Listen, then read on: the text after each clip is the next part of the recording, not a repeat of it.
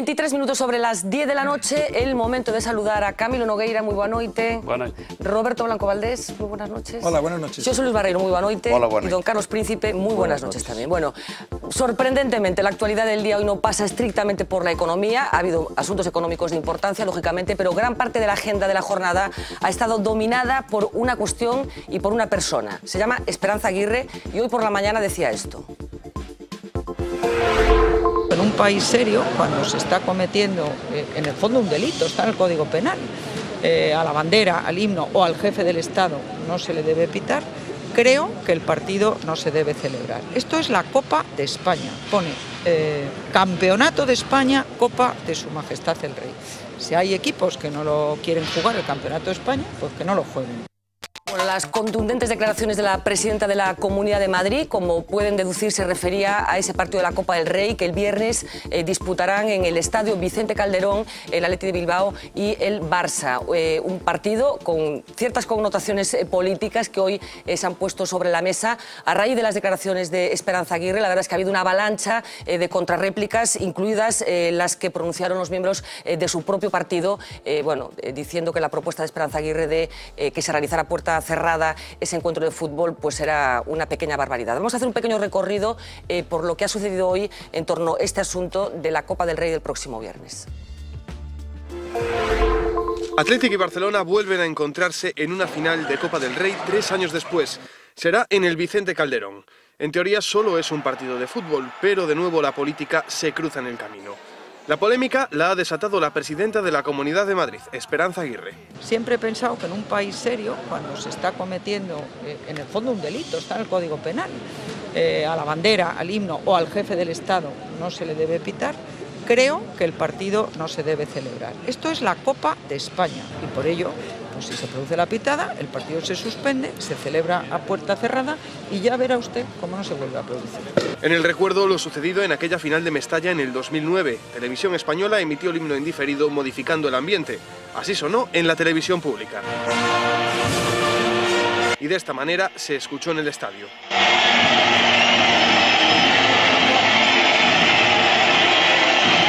Las dos aficiones, la vasca y la catalana, silbaron mayoritariamente el himno español, muchos también a los Reyes de España. Estoy absolutamente convencido de que la gran mayoría de las aficiones de los clubes de fútbol, de los que jugaban ayer y de los demás, están en donde estamos todos los españoles, con el Rey, con nuestra nación y con nuestro himno nacional. El viernes podría repetirse. Somos un país en que el deporte nos llega mucho y vamos a evitar y que la gente evite mezclar unas cosas con las otras. Se equivocan quienes apuestan por adoptar medidas de esa naturaleza. Desde los clubes prefieren restarle enteros al debate y defienden que los aficionados puedan expresarse con libertad. Sé que els aficionats es comportaran amb tot el respecte del món, tenen dret a expressar el que volen i crec, sincerament, que la veritat és que ara mateix al país hi ha problemes molt més importants que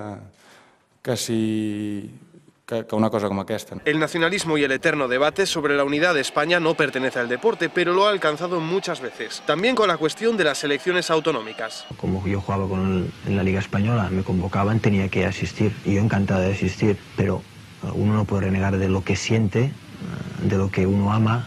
Yo me siento muy ligado a mi país, a Cataluña. Nosotros somos de un sitio, de un país llamado Cataluña, ahí arriba, y estamos ahí.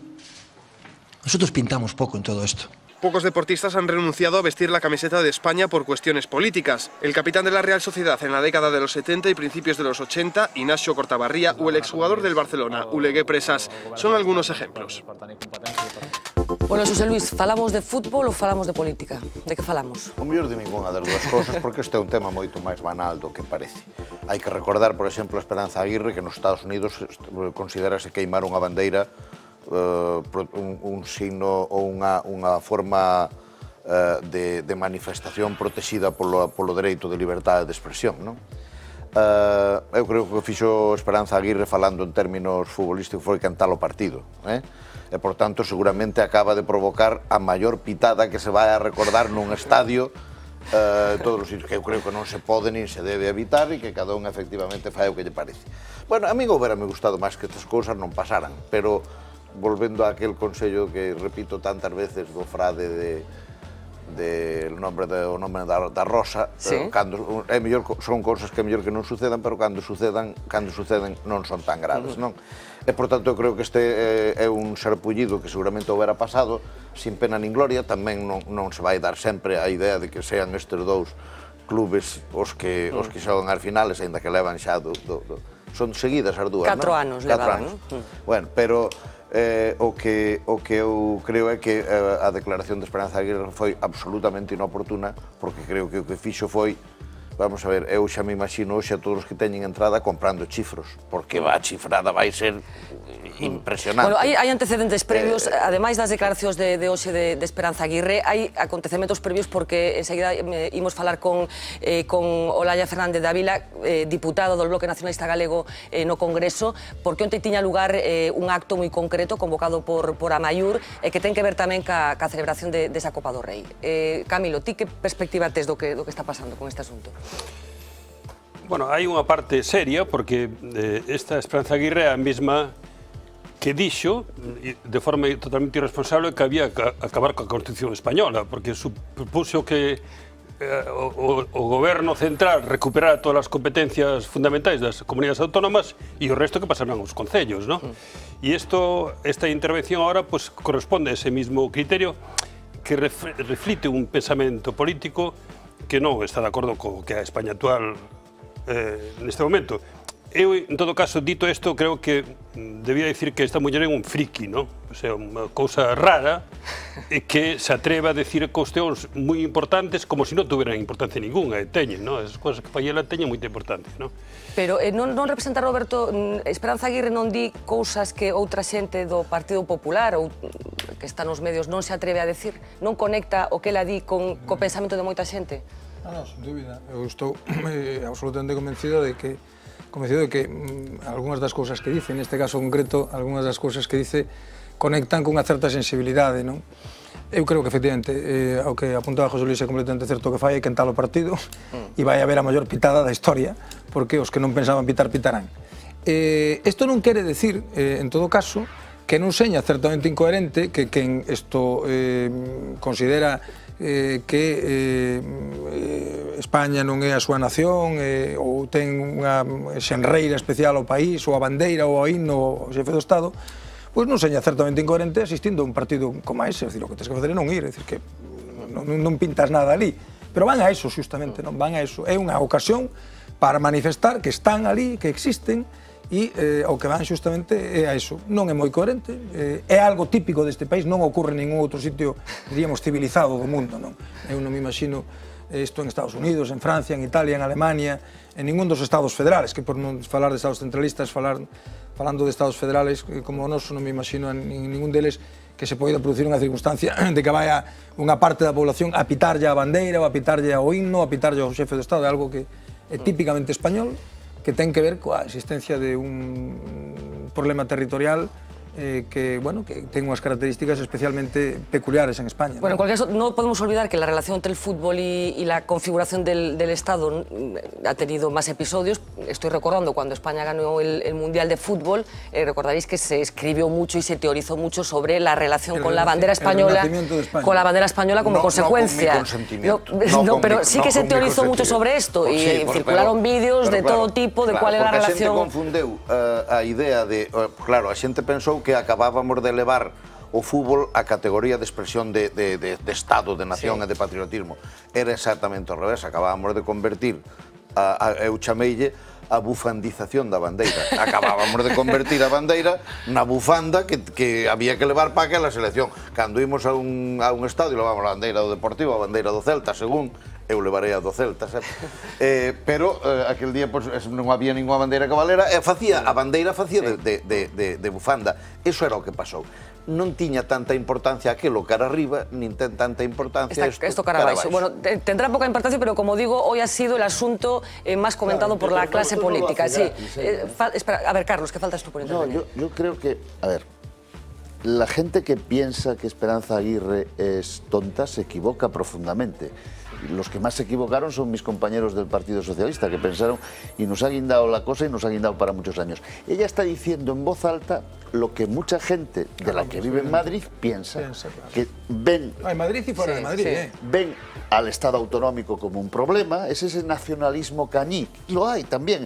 El peor nacionalismo, sin duda, es el nacionalismo españolista y ese nacionalismo excluyente. Entonces yo creo que ella está cultivando su imagen de lideresa, le permite estar en la actualidad, marca la agenda política, hoy ha marcado el debate político en este país y además con una cosa tan irracional como el fútbol donde se mueven pasiones. Por lo tanto, tampoco los que están en contra, los del Bilbao y los del Barcelona, no la van a votar en su vida, nunca se va a presentar y no le hace ningún daño. Camilo, te escucho enseguida, pero vamos a completar más reacciones, porque como ya estamos comentando, en los pasillos del Congreso, esos que no le gustan nada, José Luis, para meter las alcachofas, hoy ha sido el asunto más comentado, lo que va a pasar el viernes, porque también hay que decir que esto también se junta con una crisis institucional, que es la de la monarquía, de la que llevamos hablando también mucho tiempo, es decir, que estamos hablando, bueno, de una melee y de unas circunstancias que confluyen, que a lo mejor sí que convierten el partido del viernes en un acontecimiento especial. Vamos a escuchar más reacciones, como decía.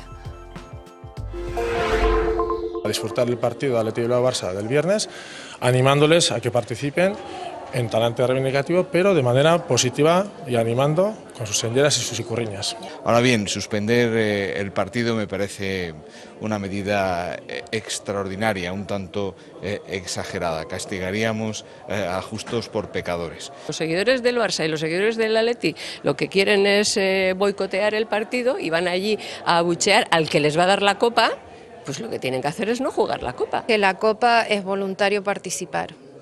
Y si hay equipos que no se consideran o jugadores que no se consideran pues españoles, ¿por qué no participan en la Copa? Me parece que lo de la presidenta de Madrid es una chorrada.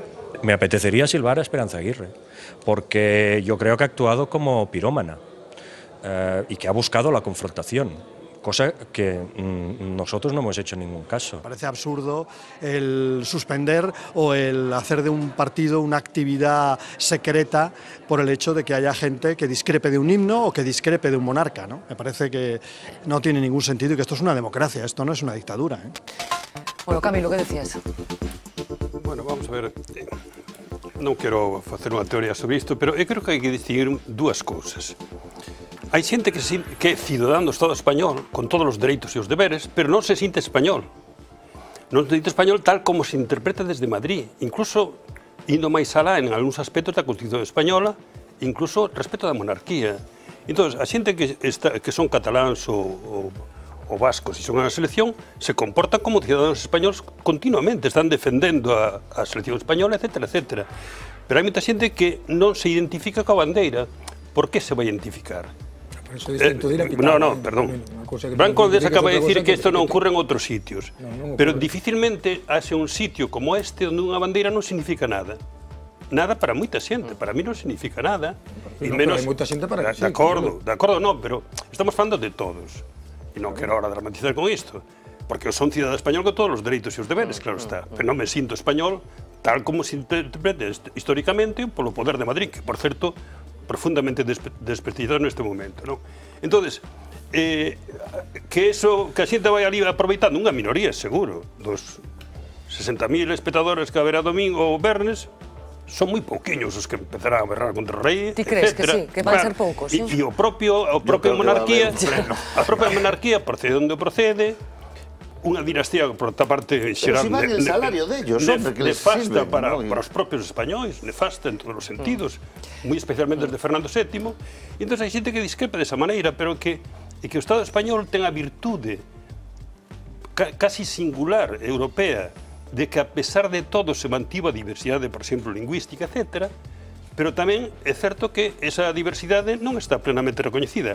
O día que se recoñeza, non quero catar aquí ni moito menos, estas cosas non van a ocurrir. Pero de todas maneras, Camilo, vamos a ver, isto non é moi difícil de entender. Ora, pero isto para mí é unha friki. Pero non estou falando de Esperanza Aguirre, que é absolutamente... Non, eu teño a pretensión de falar un pouco do fenómeno, non? Porque hai máis cousas aledañas, hai máis cousas aledañas, perdona que te interrompo nada máis, porque o mesmo venres autorizouse por parte do Tribunal Superior de Xustiza de Galicia, Madrid, perdón, unha manifestación de Falange convocada expresamente coincidindo co partido. É dicir, que hai máis cousas que están sucedendo en torno a este partido. Hai unha cuestión que, si somos capaces de hacer el esfuerzo de trasladarlo a outro escenario, pues inmediatamente entendemos que haya gente que se moleste.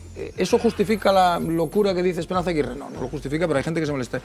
Imaginemos un partido jugado en el Nou Camp, en el Camp Nou, entre Barcelona y el Real Madrid, y que en el momento en el que se produce la interpretación del himno catalán o se izan las señeras, hay una pitada monumental, etcétera, etcétera. Bueno, pues eso sería recibido de una manera absolutamente crítica en Cataluña, sin duda alguna, y con toda la razón, absolutamente crítica en Cataluña. Y si se produjera en el País Vasco y fuera en el campo del Bilbao, del Atlético de Bilbao, donde se pitara la Icurriña y se pitara al himno vasco, sería recibido de una manera horrible por todo el mundo y se consideraría una agresión. Entonces, de lo que estamos hablando no es, Camilo, como es perfectamente obvio, de la gente que se siente que siendo ciudadanos españoles, porque esto es un hecho obvio, que tú eres ciudadano español es un hecho obvio, es una evidencia que eres ciudadano español, pero que no te sientes español, no estamos hablando de eso. No me siento lo que se considera que es ser español. Efectivamente, lo que se considera, lo que una serie de españoles consideran que es español. No una serie, no, una mayoría, por desgracia. No, una parte de los españoles, no la mayoría, con toda seguridad. Pero en fin, una parte de los españoles. Pero una cosa es eso y otra cosa es que tú no vas allí a pitarle a la bandera o a pitarle al rey o a pitarle al himno. Tú vas allí, si te gusta y esto o no te gusta. Entonces, lo que quiero decir es que la agresión que supone para los que tienen ese sentimiento es exactamente la misma agresión, ni más ni menos que la que supondría que hubiera gente en el Camp Nou pitando al himno catalán o el esto... eu quero meter un tema que la misma agresión. Unha comparación. Eu sei que é un pouco forzada, pero vou na meter. Por qué? Porque estos son elementos de cultura. Ímonos incorporando a eles dunha ou outra maneira. O respeto institucional é unha cultura. Claro. Cando pasaba a procesión do Corpus, a xente puñerse de pé, tiña unha cultura. E agora quedase sentada e ten outra cultura. Eso arreglámoslo moi ben, se me seguirán a min os consellos, porque con non sacar a procesión do Corpus está feito. Pero, en todo caso, eso son culturas que se ganan ao largo do tempo. Levamos 3 anos que recorde, non sei se máis, en que no desfile das Forzas Armadas do 12 de octubre é un clásico pitarle a Zapatero. Era un clásico. E a moitos destas persoas, incluída a Esperanza Aguirre, lo explicaba. Bueno, pois é moito máis grave eso no desfile das Forzas Armadas pitarlle a Zapatero que nun elemento festivo como é un estadio de fútbol pitarlle ao rei. Pitar, que é o que se fai. Pero non, hai unha decisión de pitar. Eu o que quero decir é que ninguna das dúas cousas me escandaliza. Entre el modelo de la mano en el pecho, mirar a la bandera revolados y tal, y el desenfado con que todo esto se trata en España, creo que lo moderno es esto. Creo que lo bueno, lo moderno, lo que no crea ningún tipo de peligros ni de nada, creo que es esto. Es decir, yo cuando veo todo eso, cuando salgo por ahí fuera y veo cómo se ponen ahí tal... Pero tú mismo estás participando de esa sensación, pero probablemente en otros países la relación con la bandera es otra. Lo que quiero decir es que este no es un fenómeno aislado en cuanto a falta de respeto institucional, porque lo hemos utilizado desde los dos lados y lo de Zapatero, eso sí que era vergonzoso, porque era tener a la gente firmes allí y unos cuantos que además estaban identificados en lo que eran y estaban en el palco y tal, es decir, eso sí que es gravísimo y nadie dijo nada de todo eso, de tal manera que este es un tema menor. Pero fíjate, no, a mí yo estaría de acuerdo con eso, sí, la percepción que hubiese en Cataluña, el País Vasco y otros lugares, cuando la agresión fuera, diríamos,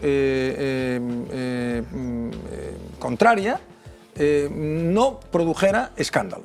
Lo que ocurre es que aquí no produce escándalo, no nos produce escándalo que haya una minoría, efectivamente, una minoría, pitando a la bandera de España, al himno español y al rey, al jefe del Estado español, y sin embargo produciría un escándalo extraordinario que hubiera una minoría pitando en el Camp Nou, insisto, a la señera, al himno catalán y al presidente de la Generalitat. Bueno, un escándalo no del se ha demonio. producido esto, Ya no te quiero ni contar en el País Vasco. Pero eso se construyó también históricamente. A ver, Camilo, Es que estuvimos 40 años sin poder sacar una señora, sin poder sacar... Bueno, ahora llevamos muchos años sacando señeras, ¿no? Y ahora hay señeras con las banderas de España, porque han pasado 30 años. Pero non se pode... Cando eu desde logo estaría ali non pitaría, non? Pero non se pode comparar cosas moi diferentes. A bandeira catalana non se lle impón aos andaluces. Como a bandeira galega non se lle impón aos madrileños. Ni a bandeira española a ninguén. Claro. É unha cosa diferente. O sea, na transición política... Pudo, eu sei que sería imposible, pero se impuxo unha bandeira que todo o mundo identifica co franquismo e antes con unha monarquía realmente nefasta. Pero esa bandeira non é a do franquismo, Camilo, é a bandeira da Constitución, que está na Constitución, votada polos españois. Pero, vamos, podría dicir que dixen antes que a Constitución tamén é non negala como a nega Esperanza Aguirre a mesma que está dicindo esta parvada. Cando dixo outro día que había que revertir todas as competencias, sanidade, educación, etc., a Madrid, porque é a Madrid, e todo o resto aos concellos, estaba indo gravísimamente contra a Constitución se lle fixéramos caso. Non, vamos a ver, Camilo. Eu estou en desacordo absolutamente con esa proposta. Ou é parva ou non é unha cousa, diríamos, admisible. Claro, porque sabe que iso é imposible. Eso é imposible. Non solamente faría falta cambiar a Constitución, sino estroparía toda a convivencia construída entre os membros do Estado español. Claro está. Eso é gravísimo. Non é gravísimo, pero por eso, non pola Constitución. Aparte de que ela o fai para aparecer de novo como, diríamos, alternativa a Raxó e tal, pero non me meto en ese tinglado, é unha cosa moi importante. O sea, aquí estamos... Eu non fago ninguna reivindicación de eso, simplemente estou distanciado desa cuestión, pero non fago ninguna reivindicación. Bastante teño eu máis traballo con outras cousas, non? Pero hai unha, diríamos, unha anomalía no Estado español, e se a xente non respeta a bandeira española é porque non se sinte incluso identificada moita xente co que nos contan que é a historia de España. O sea, é unha cosa que é así. E evidentemente, isto significa que algún arrelo ten que ter. E sei que é imposible neste momento, está claro. Pero hai cuestións de fondo que explican o que está pasando. O que se pode constatar, que é un dato relevante, que indica como funcionan as cosas, é que en España se silva a bandeira de España e non se silva nin a señera, nin a bandeira catalana, nin a bandeira vasca, nin a bandeira galega, por fortuna. Pero, por favor, a bandeira é que a señeira non está imposta como bandeira de Andalucía, esa é a diferencia. Pero como imposta? Camilo, como vai estar imposta unha bandeira que a Constitución votada polos españoles dice que é a bandeira de España? Imposta por quen? A Constitución dice cal é a bandeira de España e a Constitución dice cal é a bandeira de España e foi votada polos españoles, non está imposta a ninguén, como vai estar imposta? Vamos, absolutamente tan imposta como a señera que é a bandeira de Cataluña porque o dice o Estatuto de Cataluña. Pero vamos, esa postura tú é puramente legalista. Non é puramente legalista. Puramente legalista, con independencia de que nos acatemos a Constitución porque o sistema de convivencia que nos dimos, e outra cosa é que non estamos en desacordo con esa Constitución. Vamos a ver, dejadme que introduzca simplemente alguna voz nueva. Enseguida os escucho a vosotros, pero tengo a Marina Chiavegato pendiente de una de las cosas que hace todos los días, que es vigilar las redes sociales, y como pueden imaginar, este asunto ha tenido un gran protagonismo durante toda la jornada de hoy. Hablamos de fútbol, hablamos de política, hablamos de identidad, así que el lío estaba armado. Marina, muy buenas noches. Hola, Fernanda. ¿Qué nos cuentas?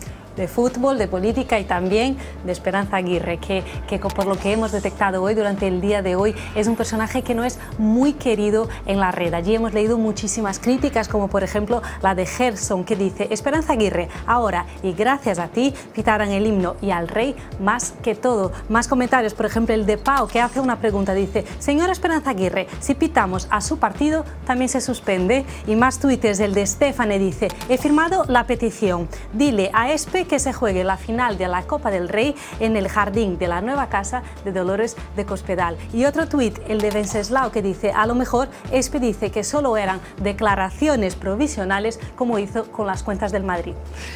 Pues muchísimas gracias, Marina. Volveremos después contigo. Hacía referencia a la casa de Dolores de Cospedal, que también ha sido uno de los asuntos del día, que se han filtrado unas casas, bueno, una casa mesetaria, digamos. No cabe. Yo tenía un amigo que era Pedro Mariño, que era de Pontareas, y decía... No, era de Forcarei. Bueno, ben, sí, pero despois Reiqueros en Ponteres que decía, non lle cabe a fachada en unha foto, hai que facer dúas fotos para que entre a fachada. Eso é claro. Ahora con gran angular cabe. Eu vou coller unhas palabras de Camilo para contradecilas e intento entrar neste asunto. Vamos a ver. Ti dis, o que dixo Esperanza Aguirre con respecto ao tema das autonomías é gravísimo. Non, é unha parvada. Non ten gravedade ninguna, non ten trascendencia ninguna, non ten importancia ninguna. Pero dixe que era unha parvada tamén, pero non ten ninguna importancia, non move a nada, non pasou nada, nin pode pasar. De tal maneira que ti dis, bueno, eu xulgarei mal a Esperanza Aguirre por decir eso porque dixo unha parvada. Pero hai pleno dereito a decir eso, a opinar eso, aunque o diga a Constitución. Por qué? Porque a Constitución tamén se modifica, se quere, introducindo temas novos nunha Constitución, tamén incluído da bandeira.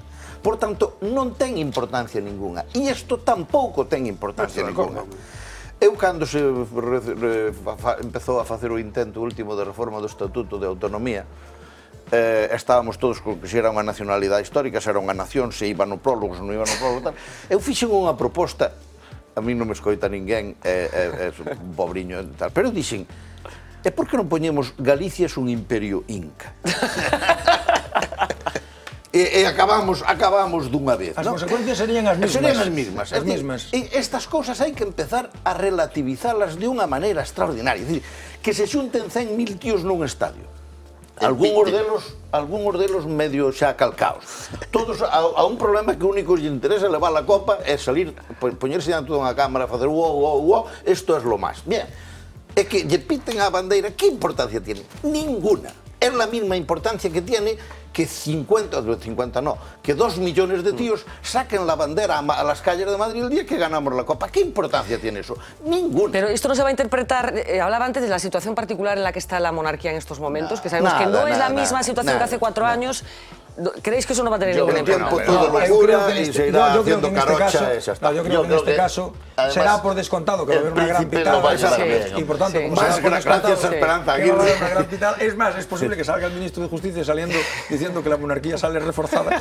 Al igual que con Carlos Vivar, exactamente. Carlos Vivar, es una cosa pintoresca que sale reforzada la monarquía si la pitada es de menor intensidad que la que se espera. Entonces, esto... Bueno, vamos a un poco a cerrar este asunto, pero quería compartir con ustedes un último trabajo que hemos hecho para demostrar que el deporte y la política muchas veces han estado muy próximos, muy vinculados. Seguro que los miembros de esta mesa tienen recuerdos precisos sobre épocas concretas de la historia en las que el deporte, unas olimpiadas, un determinado personaje, tuvo una importancia muy concreta en ese periodo histórico. Vamos a verlo.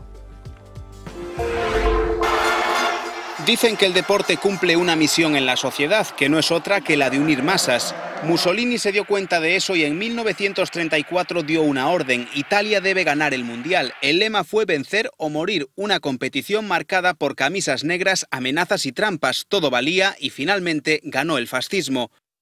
Los Juegos Olímpicos de Berlín del 36 se convirtieron en la fiesta aria del nazismo. Hitler quiso mostrar al mundo el poder de su régimen, pero un americano negro se convirtió en su mayor pesadilla. El atleta Jesse Owens consiguió 4 medallas de oro. Desde entonces muchos hablan de él como el hombre que derrotó a los nazis antes de la Segunda Guerra Mundial. En leyenda se convirtió también Cassius Clay después de noquear a George Foreman en 1974 en Zaire. Se convirtió en un símbolo del orgullo negro. Era la época de Martin Luther King y la lucha por los derechos civiles. El fútbol fue el gran aliado de Franco. El equipo nacional le sirvió al caudillo para exaltar la furia española. En 1964 España venció a la Unión Soviética. Para Franco fue como derrotar al comunismo. Obama, Sarkozy o Putin también utilizaron el deporte para embrujar a las masas. En 2008, durante un partido amistoso entre Francia y Túnez, el sonido de la Marsellesa desapareció entre los pitidos del público. Decenas de miles de jóvenes magrebíes taparon con sus silbidos el himno nacional francés. La pataleta de Sarkozy llegó lejos, la acción fue calificada de ultraje y desde entonces está prohibido pitar a la marsellesa. Son solo unos ejemplos que demuestran que casi nunca un deporte es solo eso. Bueno, la relación de la política con el deporte, que es más estrecha de lo que pudiera parecer, y muchas veces las victorias deportivas, bueno, tienen un carácter simbólico para conseguir, nos estamos comentando ahora, lo que pasó en Sudáfrica con el apartheid, aquel famoso partido de fútbol. Vamos a ver, hay dos ejemplos clarísimos que son el Mundial de Mussolini y la Olimpiada de Berlín. Eso es la utilización de un estado totalitario del deporte, que es algo completamente distinto. Porque ahí... Bueno, eso es muy evidente. Yo no sé si se utiliza de la misma manera el deporte, sin que nos demos cuenta. Una cosa es... Franco, con el gol de Marcelino fue una cosa similar. Diríamos que rebajaba la intensidad. Pero una cosa es que la gente lleve el deporte de una determinada manera, a un determinado sitio, como la gente saliendo con la bandera de España por tal día y colgándola en los balcones el día que ganamos el Mundial, y no estamos ahí ante un reverdecer del centralismo ni de nada, ni del españolismo. Si lo hiciese el gobierno y empezase a decir que esa era la oportunidad para poner banderas en la calle y tal, estaríamos ante otra cosa. De todas maneras, vamos a ver. Por tanto, eso hay que tener muy claro, porque es muy distinto. Es verdad lo que dices, yo estoy de acuerdo. Pero de todas maneras, la identificación deporte, diríamos, identidad, para entendernos, y símbolos, es muy importante. Por ejemplo, cuando uno ve las Olimpiadas, ¿no? Que yo no soy muy aficionado a ver deporte en televisión, pero las Olimpiadas me gusta verlas, ¿no? Cuando uno ve las Olimpiadas, hombre, y de pronto te ves a un atleta, pues no sé, los atletas, ¿cómo se llamaba? Estos de este país caribeño, no, este país caribeño que son tan buenos, jamaicanos, ¿no? Los jamaicanos. Entonces, Merle Notte, una de las grandes atletas, entonces, todos los atletas jamaicanos se entrenan en Estados Unidos, con entrenadores norteamericanos, pero cuando ganan la medalla, salen con la bandera de Jamaica. Entonces dan la vuelta al ruedo, la vuelta al estadio con la bandera de Jamaica. Las Olimpiadas son un espectáculo de banderas, de himnos, bueno, y esto de identidades, una palabra de identidades. Bueno, en cualquier caso... Recordar cuando había Guerra Fría, la competición entre Estados Unidos y la Unión Soviética, era mucho más que un deporte, ¿no? De todas maneras, Camilo ha hecho una confesión que estaba en ese... sistema de dopaje para eso. Camilo acaba de decir que estaba en ese partido que estábamos viendo. Sí, no, estaba estudando o último curso da carreira de diseño industrial en Madrid, e eu fui sempre deportista e fui ver o partido. Non ten nada que ver só co de Hitler e de Mussolini. Era un partido normal, o contrincante da selección española era Rusia, co portero aquel mítico. Era Yassin, sí, e producirse nun campeonato non, diríamos, nunha circunstancia normal, desde o punto de vista do deporte, non? Efectivamente, asistiu Franco, eu estaba no lado contrario, no Chamartín, e dime conta de que chegaba el porque empezaron a facer ruido co himno e tal, non pensaba que iba a ir Franco ali. E eu creo que o deporte efectivamente é unha guerra pacífica. Eu admiro o deporte en sí mismo como actividade humana, me parece unha cosa maravillosa, pero aparte diso, e con independencia dos presidentes, dos axentes e todo ese tinglado que se morra do fútbol, creo que esa competencia é unha cousa, diríamos, normal e que corresponde a un enfrentamento incluso entre estados ou nacións que se resolven pacíficamente. Pues ojalá se resolviera casi todos los conflictos. Con todos os matices que pode meter aquí. Pero que incluso, diríamos, vai máis alá das fronteiras. Eu recordo un ano que fun ao Foro Social Mundial, como fun habitualmente en Kenia, e estábamos a miña muller máis eu en Nairobi, por certo, nunha pizzería, no primeiro piso, era unha pizzería, non? E vimos que había un follón tremendo na rúa, mirando todos para dentro dun bar e tal, e cando terminou o partido, dimos conta que estaba mirando un partido, era un partido inglés, do Campeonato de Inglaterra, e gañara, por exemplo, o Arsenal, e saliu toda aquela rapazada en coches contentos con bandeiras porque gañaron o seu equipo. E pode pasar ahora co Barcelona ou co Madrid por aí. Entón, eso podemos velo con, diríamos, con unha mirada crítica, etcétera, etcétera, pero a mí parece que eso non é malo. Bueno, aquí pasa con los equipos de la NBA, de norteamericanos. Neste momento a humanidade inteira é o fútbol, non? Sí. O gol de Marcelino eu vino desde outra perspectiva, porque estaba no seminario, Marcelino estudiara no seminario de Santiago. Entón, a man marcou o gol, empezaron a aparecer ex-profesores de Marcelino por todo o mundo que dera clase a Marcelino. E todo o mundo poñía de exemplo a Marcelino de todo. Marcelino portábase maravillosamente, estudiaba moitísimo e tal. Eu despois, andando tempo, cando facía o programa de Radio Voz, entrevistei un día a Marcelino. Ah, mira, pues é unha idea que me das, hai que traer a Marcelino ao programa. Entón pregunteille se sabía tanto latín como dicía o profesor Suárez. Non sabía nada de eso, que non era a miña... Non me chamara Dios por ese camino. Podo decir como foi o gol, Foi un que tirou un paso horizontal e Marcelo tirouse en plancha e meteu o gol. Hai que traer aquí a Marcelino para que nos cuente cómo fue el gol. Marcelino, efectivamente. Escoitando neste momento Gares. Pues ojalá. Si nos está escuchando Marcelino, a ver si un día viene aquí al programa y nos cuenta su vida. Bueno, voy a compartir con vosotros una historia, una imagen bastante sorprendente que hoy protagonizó el rey Juan Carlos. Casi nos habíamos olvidado ya del famoso incidente del elefante, probablemente él no, pero bueno, la actualidad va tan rápido y suceden tantas cosas que se ha dejado de hablar del asunto del elefante, pero siempre hay un embajador o siempre hay alguien que dice lo que no debe. Hoy tenía lugar una recepción, como decía, por parte del rey con el gobernador de Florida, y esto fue lo que pasó. I still want to hear. I've ridden elephants. I've never tried to shoot one. How are you doing? My pleasure. It's my pleasure. It's my wife. And she's had an elephant chase her. Oh yeah. We were in Botswana, and we were in the jeep, and an elephant started chasing the jeep. My wife was in the back part of the jeep, and she wanted to get out to the front of the jeep. Bueno, esto, como decíamos, sucedía hoy en una recepción que protagonizaba el rey Juan Carlos. La cara de circunstancias del rey era como, a ver si se calla este hombre de una vez. Pero outro gobernador que viñera, outra vez que viñera o irmán de Vius, sí, fue de falar da República. Efectivamente, el presidente de la República de España. De todas las maneras, es una cosa... Esto es más importante que lo de Esperanza. Es esto de que es mejor nacer con buena estrella que nacer estrellado, no sé cómo es el refrán, realmente es la mala estrella, porque decir que venga el gobernador de California y te hable de Florida y te hable de los elefantes. No, pero es que probablemente es lo que más conoce de España el gobernador de Florida. Eu estou aquí de vos. A mí pasaronme tantas cousas destas. Quero decir, pasaronme porque as decía outro ou pasaronme porque as decía eu. Tantas parvadas que che salen nese sentido tal. Bueno, Roberto, dando clases, cantas veces aparece nun examen unha parvada, dice, este rapaz non sabe nada.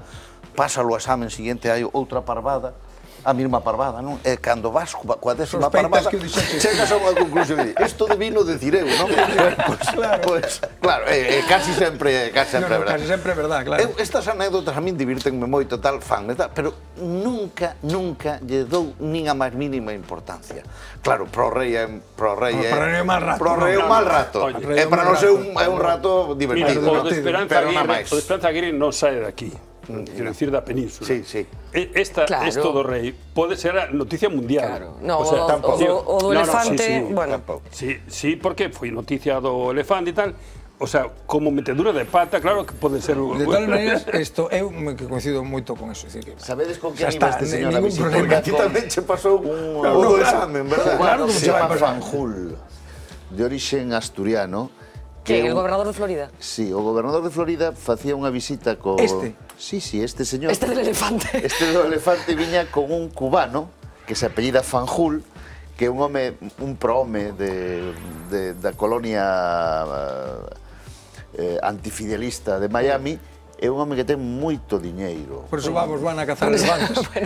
Bueno, en fin, creo que seguiremos hablando del elefante. A compañía que levaba era peligrosa, non só a muller, sino que levaba outro rico tamén ao lado. Diplomáticamente es una metodología. Hay otra sorpresa también, que es que esto haya llegado a los medios de comunicación, lo cual también demuestra que la capacidad que en estos momentos tiene Zarzuela de controlar los mensajes es muy pequeña, porque cualquier intervención que se hubiera producido, porque yo supongo que son conscientes de que no les interesaba que esto se divulgara, pero no ha podido haber ninguna intervención, porque cualquier intervención, teniendo en cuenta cómo están las cosas, pues hubiera sido peor, ¿no? A lo mejor fue el que lo puso en Twitter, Bueno, en fin, la cara del rey, la verdad es que no tiene desperdicio. Bueno, vamos a cambiar un poco de asunto. Nos hemos devorado casi el programa hablando de fútbol y aledaños, pero quería visitar, aunque sea solamente un rato, el Parlamento gallego, porque hoy ha habido pleno, se ha hablado sobre todo de sanidad y de déficit. Saben que ayer el presidente de la Xunta decía en Madrid, adelantaba algo de lo que él cree que tiene que ser la sanidad pública, y adelantaba que no hay casi nada intocable, excepto lo que tiene que ver con las pruebas diagnósticas, bueno, lo que tiene que ver estrictamente con la relación médica o los actos médicos. Hoy el asunto de la sanidad ha estado presente en el Pleno y se ha llegado a hablar también del Hospital de Vigo. Carlos, seguro que tienes alguna opinión, porque la Xunta ha anunciado algo muy concreto que tiene que ver, como decía, con Abel Caballero, con el regidor de Vigo. Vamos a oírlo. Hai gobernantes que están gastando todas as súas energías en que se lle construyan infraestructuras sanitarias e aquí temos un goberno como o de Vigo que está gastando todas as súas energías en impedir que se construyan as infraestructuras sanitarias. Que grandísima contradición. Non lle digo nada, vostedes fagan o que queiran. A xente castiga este tipo de actuacións, máxime cando se fala de saúde. Haberá un momento para elo. Nós saldremos á rúa a explicar isto e iremos, por suposto, tamén aos tribunales. Este aldraxe non se pode consentir. Bueno, Miguel Santalices, portavoz de Sanidad en el Parlamento, que ha hablado de que tiene la intención de denunciar al alcalde de Vigo por no haber cedido los terrenos del hospital y adelanta también que habrá manifestaciones, deduzco yo de lo que está diciendo. Vamos a ver, o problema máis sinxelo. O problema é que o Concello de Vigo asinou un convenio cunha alcaldesa do Partido Popular que se chamaba a señora Porro e con dúas conselleiras socialistas. Nese convenio, o Concello, en vez de ceder os terrenos, que é o habitual, despois vou falar de cando el foi concelleiro e eu estaba no goberno municipal de Vigo, que fixemos, para que se vea a diferencia, en vez de darlle os terrenos ao Concello de Vigo, a expropiación a fixo a Xunta e quedou comprometido o Concello de Vigo a pagar o acceso por carretera, a auga e o saneamento. Nada extraordinario, e a luz, levar a parcela a luz eléctrica. Urbanizar, lo que se llama urbanizar. Costará aproximadamente 6 millóns de euros.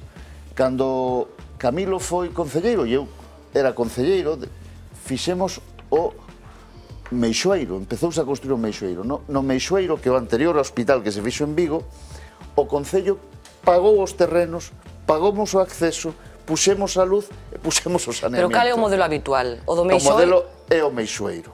Ese é o modelo habitual. En este caso, a Xunta favorecía o Concello de Vigo porque facéndose cargo ela da expropiación dos terrenos, eso sempre é o máis caro, moito máis caro.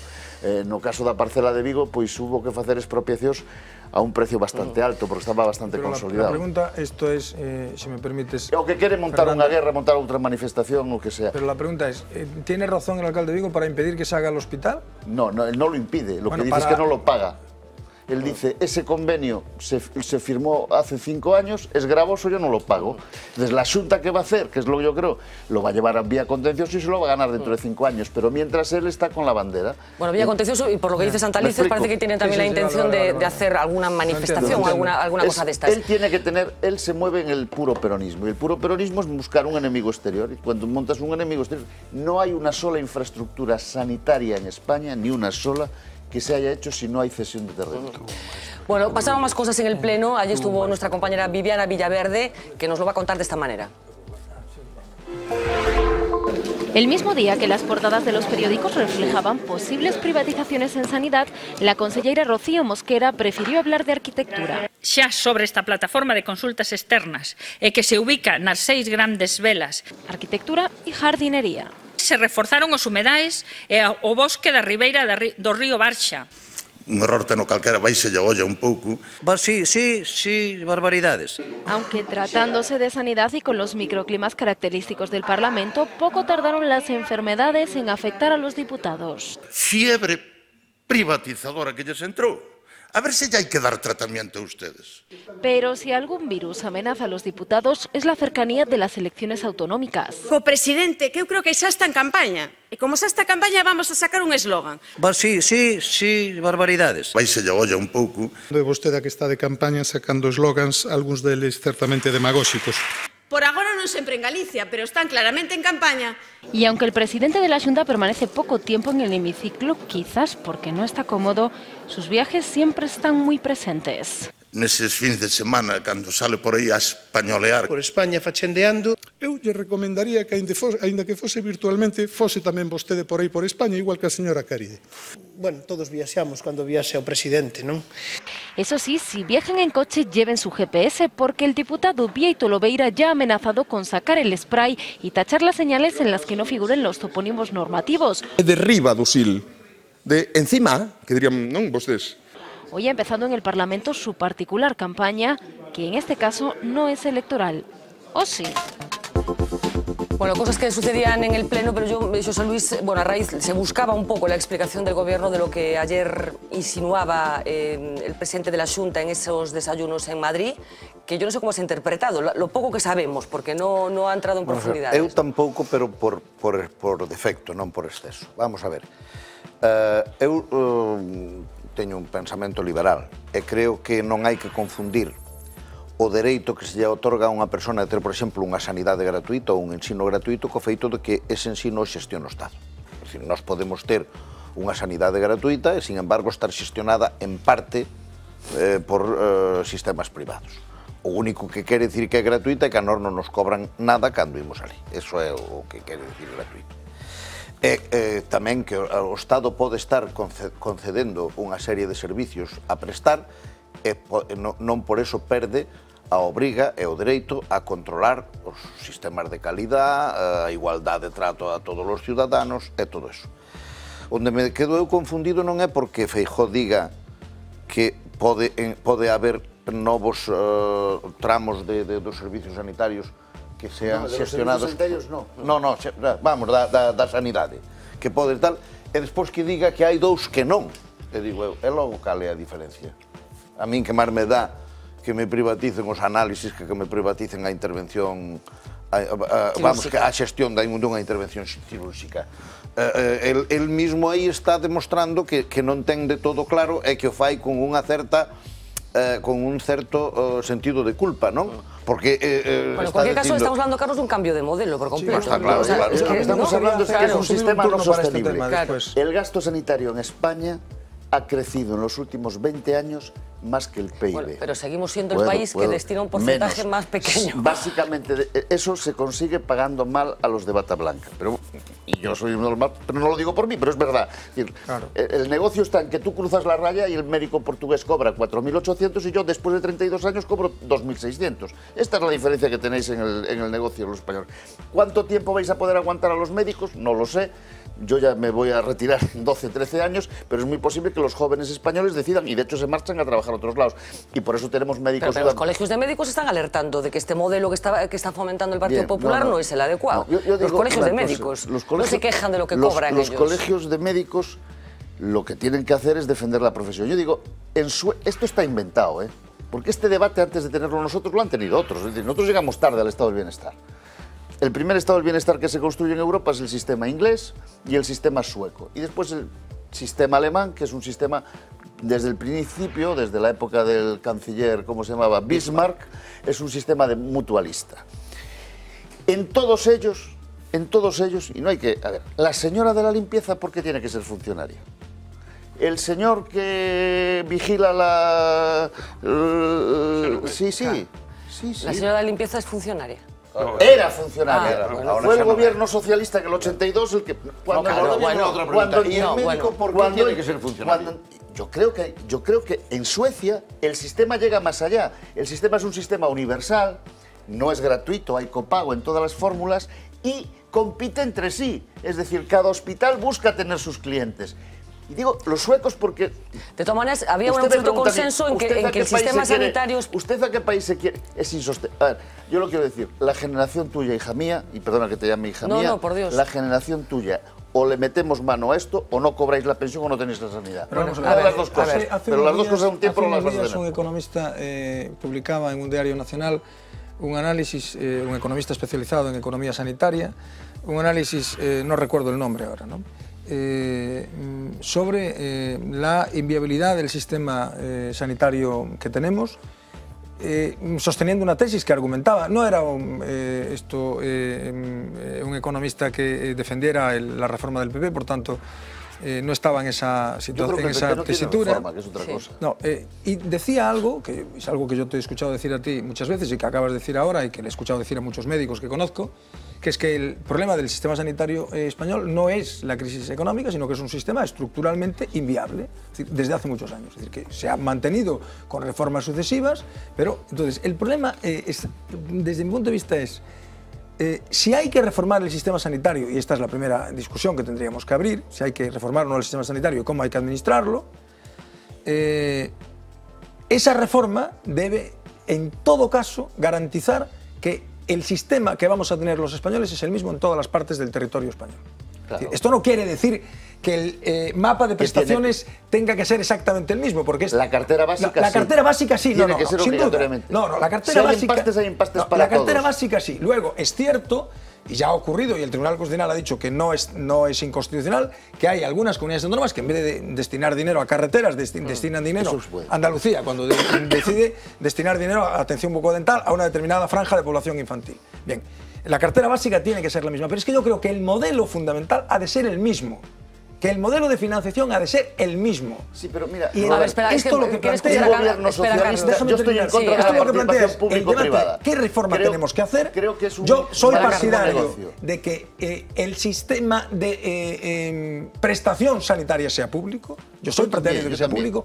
Creo que no hay ningún estudio que demuestre que el sistema privado de gestión privada mejora la eficiencia. Es más, hay países donde el sistema de gestión privada Estados Unidos no mejora la eficiencia, sino que la empeora, lo cual no quiere decir, como decía José Luis, bueno, me parece en absoluto que haya que rasgarse las vestiduras porque se privatice los servicios de limpieza o se privatice el sistema las ambulancias. No, incluso, ¿cómo se llama esto? La comida, en fin, todo esto. Bueno, y pagar por ella. Claro, esto no. Entonces, ahí sí que no es lo mismo. Ahí sí que no es lo mismo. Pero normalmente sucede una cosa con la otra. Es que tenemos que ir a policía, Camilo. Vamos a ver, que esta discusión non é unha discusión neutra. Non estamos falando únicamente do Estado español nin de Galiza.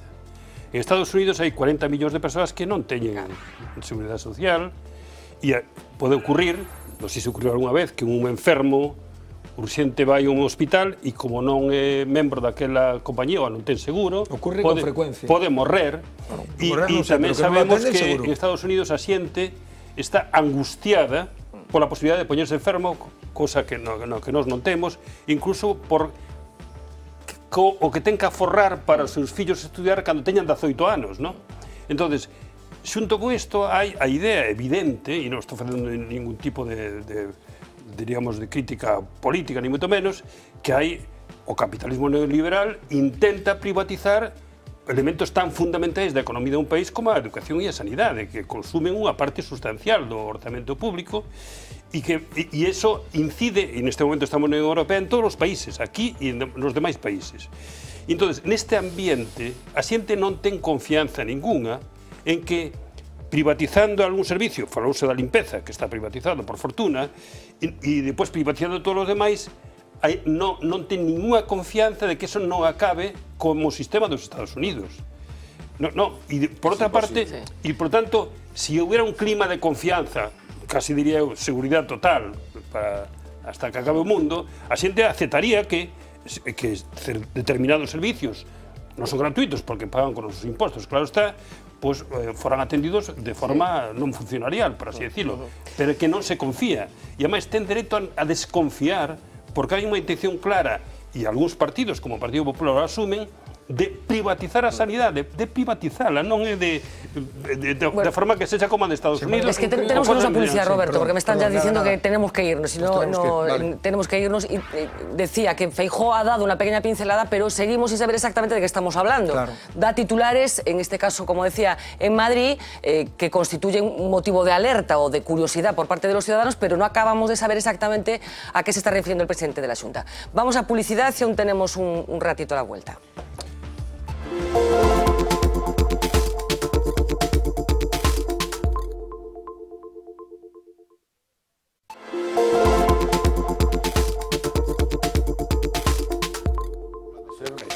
Bueno, les garantizo que llevamos todo este rato de publicidad hablando de la sanidad pública, que es uno de los grandes debates y de los grandes asuntos que ocupan y preocupan a los españoles. Tenemos muy poco tiempo, pero no quería dejar de compartir con ustedes el off the record de esta noche por esa vocación que tenemos de tratar de acabar siempre con una sonrisa por complicado que haya sido el día. Ayer nos inspiró esa llamada telefónica que finalmente se producía hoy entre el presidente del Gobierno y el líder de la oposición, Alfredo Pérez Rubalcaba. Hoy hablaron 20 minutos, como decía, por teléfono, aunque abro habrá un encuentro tete a tete el próximo viernes entre Rajoy y Rubalcaba, y estará también presente por parte de CiU, habrá un representante de Convergencia y Unión. Bueno, la cuestión, el off the record, inspirado por esa llamada telefónica, Lois Balado.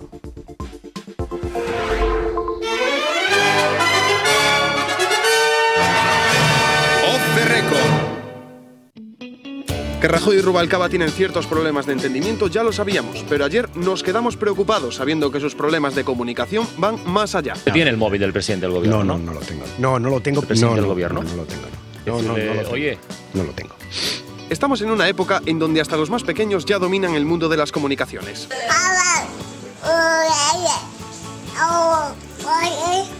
Incluso algunos animales ya se empiezan a apuntar al carro de los teléfonos de última generación.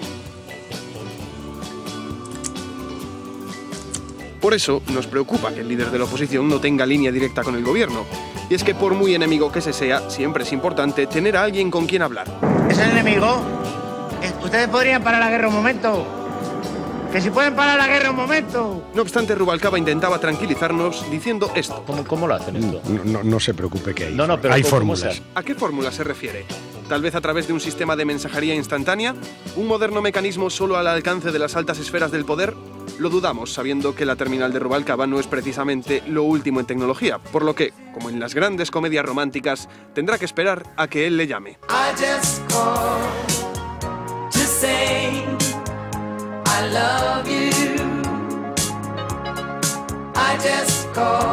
Aunque en realidad entendemos al líder de la oposición porque a veces estos aparatos tan modernos no hacen otra cosa que darnos disgustos.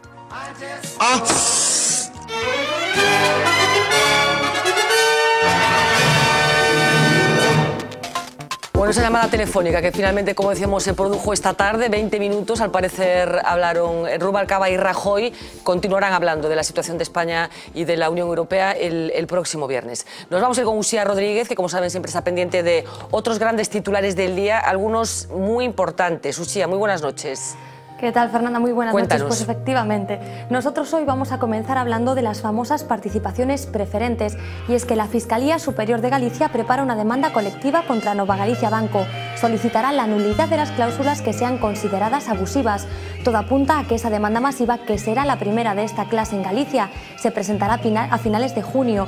Podría ser la solución para los más de 43.000 afectados que hay en nuestra comunidad.